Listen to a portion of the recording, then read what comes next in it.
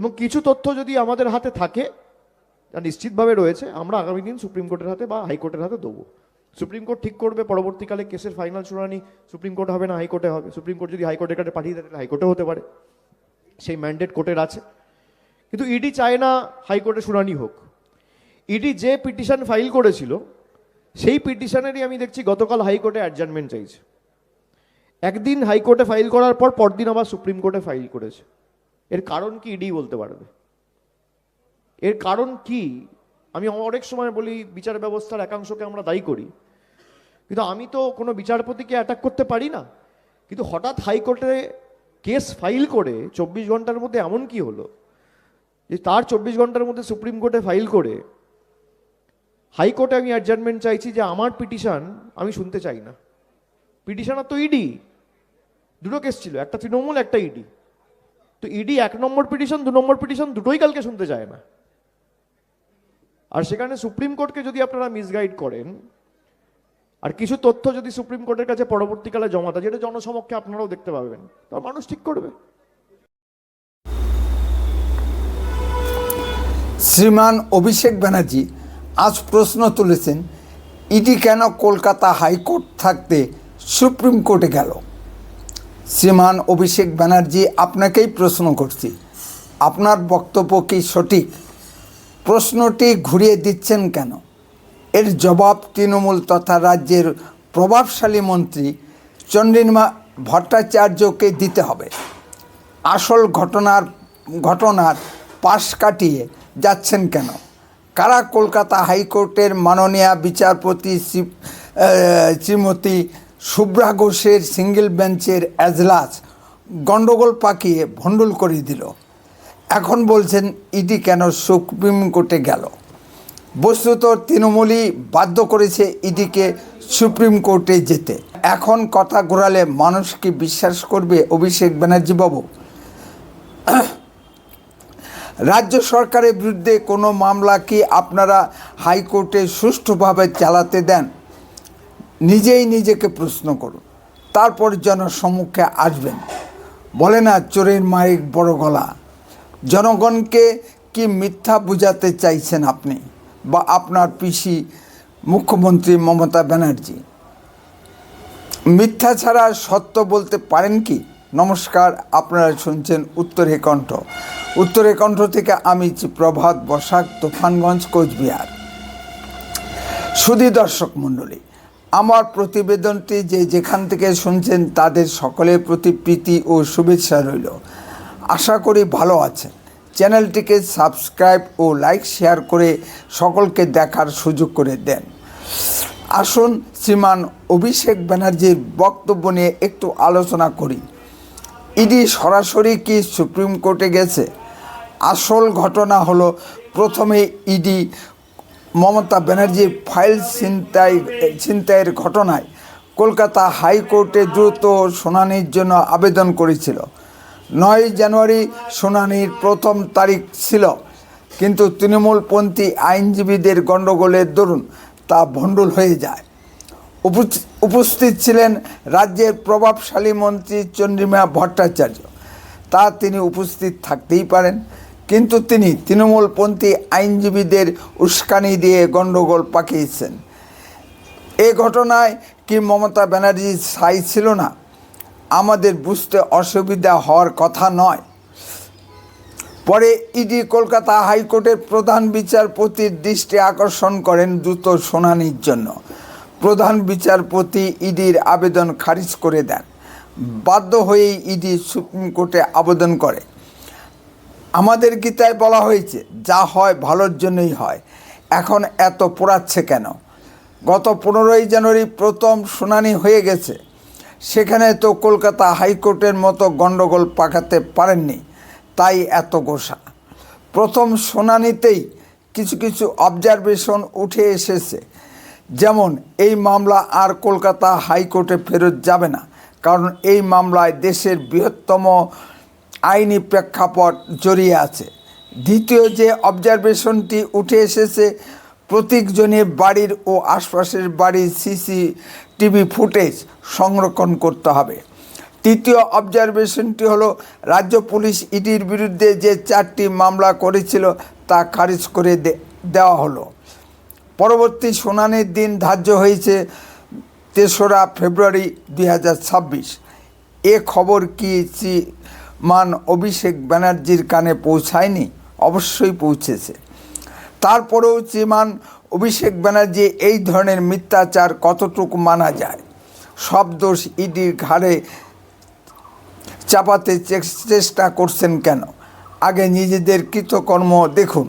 মমতা ব্যানার্জি তার শেষ অস্ত্র মুসলিম সম্প্রদায়কে নামিয়ে দিয়েছেন এসআইয়ের বিরুদ্ধে করতে। বিভিন্ন জায়গায় পুলিশের সামনে বিডিও অফিস ভাঙা হচ্ছে। আমি মনে করি বিএসএফের পাহারায় শুনানি পর্ব অনুষ্ঠিত হোক। রাজ্য পুলিশ কোনো নিরাপত্তা দেবে না, তাদের সে অনুমতি নেই। অথবা নির্বাচন কমিশন যেখানে যেখানে গণ্ডগোল হচ্ছে সেখানে শুনানি পর্ব বন্ধ করে দিক। যেটুকু তথ্য পাওয়া গেছে সেই মতো চূড়ান্ত ভোটার তালিকা প্রকাশ করুক। বাকিটা বিধানসভা নির্বাচনের পরে দেখা যাবে। মমতা ব্যানার্জির ঘাড়ে ধরতেও সময় লাগে না, আবার পায়ে ধরতেও সময় লাগে না। নির্বাচন কমিশন কঠোর অবস্থান নিক। মমতা ব্যানার্জি বলতে বলতে মাননীয় অমিত শাহজি, মাননীয় রাজনাথ সিংজি ও মাননীয় বিরোধী দলনেতা শ্রী শুভেন্দু অধিকারীকে কয়লা চোর বানিয়ে ফেলেছেন। প্রমাণস্বরূপ তার কাছে নাকি অনেক পেন ড্রাইভ ও তথ্য প্রমাণ আছে। শ্রী শুভেন্দু অধিকারী ব্যক্তিগতভাবে মমতা ব্যানার্জির বিরুদ্ধে কলকাতা হাইকোর্টে 100 কোটি টাকা মূল্যের মানহানি মামলা ঠুকে দিয়েছেন। এখন মমতা ব্যানার্জি কোর্টে তার বিভিন্ন তথ্য প্রমাণ দিয়ে প্রমাণ করুন তার বক্তব্য সঠিক কিনা। আইনের কষ্টি পাথরে বিচার হোক মমতার বক্তব্য সঠিক কিনা।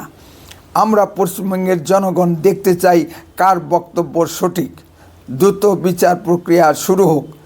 এতদিন মমতার বক্তব্যকে কেউ চ্যালেঞ্জ করতে সাহস পেত না। মমতা ও অভিষেক ব্যানার্জিরা ভারতের নির্বাচন কমিশনের বিরুদ্ধে রাজনীতির নামে যা ইচ্ছা তাই বলে বেড়াচ্ছেন, যার কোনো বাস্তব ভিত্তি নেই। যার ফলস্বরূপ এক শ্রেণীর মুসলিম জনগণ উত্তেজিত হয়ে এসআইয়ের শুনানি কেন্দ্র বিডিও অফিসগুলোতে আক্রমণ চালাচ্ছে। নেতৃত্বে সেই মনিরুল ইসলামের মতো তৃণমূল নেতারা। ভারতের নির্বাচন কমিশনেরও দোষ আছে। নির্বাচন কমিশন পশ্চিমবঙ্গ সরকারের বিরুদ্ধে কড়া অবস্থান নিতে ব্যর্থ হয়েছে। মিথ্যাচারের জন্য মমতার বিরুদ্ধে এফআইআর করতেও সাহস পাচ্ছে না ভারতের নির্বাচন কমিশন। অন্যান্য রাজ্যের মতন পশ্চিমবঙ্গে যে সুষ্ঠুভাবে এসআইআর প্রক্রিয়া চালানো যাবে না, হয়তো এ ধারণা ভারতের নির্বাচন কমিশনের ছিল না। মমতা ব্যানার্জি হলো শক্তের ভক্ত নরমের জম। ঠিক একই ধরনের ভুল করে যাচ্ছে কেন্দ্রীয় সরকার। মমতা সরকার নিয়ে কেন্দ্রীয় সরকার কঠিন এবং কঠোর সিদ্ধান্ত নিতে বারবার ব্যর্থ হচ্ছে। পশ্চিমবঙ্গের সাধারণ আইন শৃঙ্খলা পরিস্থিতি ভেঙে পড়েছে। কোর্টে পশ্চিমবঙ্গ সরকারের বিরুদ্ধে একটা সাধারণ মামলা পর্যন্ত চলতে পারে না।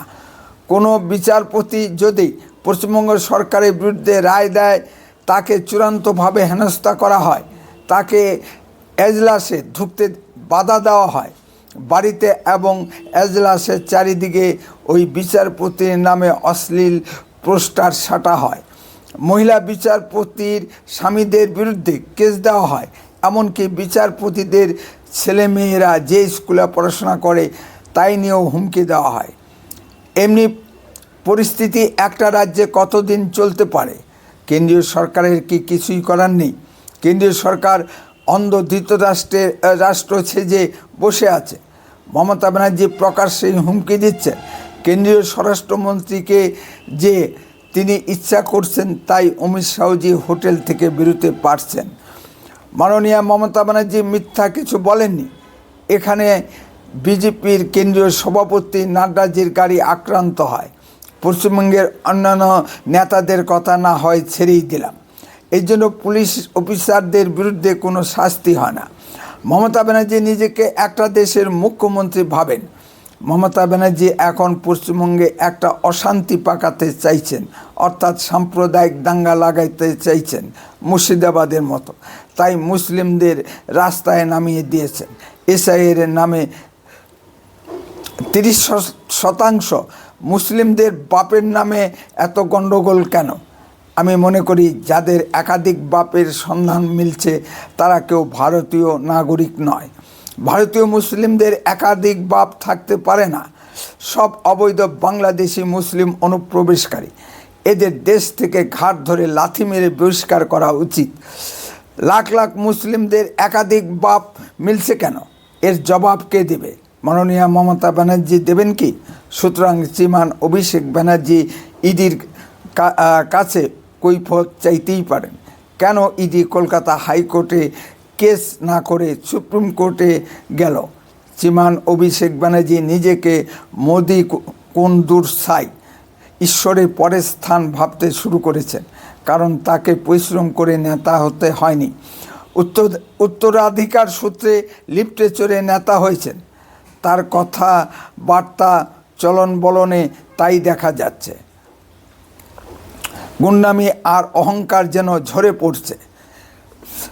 উত্তরে কণ্ঠ সদা বাস্তব ও সত্য কথা বলে।